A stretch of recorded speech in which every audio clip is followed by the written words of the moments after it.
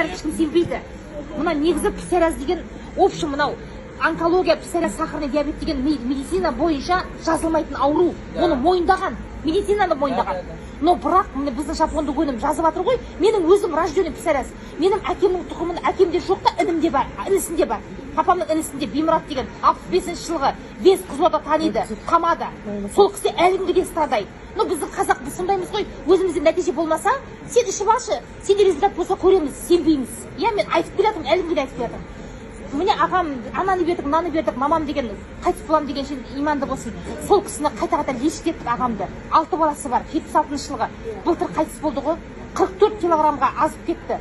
Сөйтсек бауыр деген әттен отырғыз бастағанбыз, бауыр отказ берді. Міне үстінде бір мынандай дені сау тері жоқ тұғын ағамда. Мені танитын кісілер болса біледі. Мен содан кейін сол кісі қайтыс болғаннан кейін былтыр мен қорқыттым, қатты қорқыттым. Неге менің басымда тура ағам сияқты.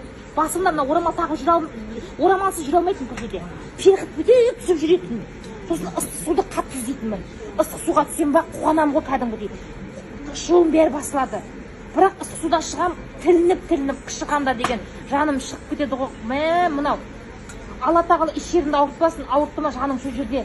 Мен писаряздан жақсы болдым ғой, Аллаға шүкір деймін. Осы өнімді осы Қазақстанға әкелгенін мен айқайлап тұрып айта аламын. Не үшін мен TikTok-тың бетінде айтып жатырмын. Осы жан айқайымды естісін елдер. Өйткені мен сияқты қаншама адам страдайды.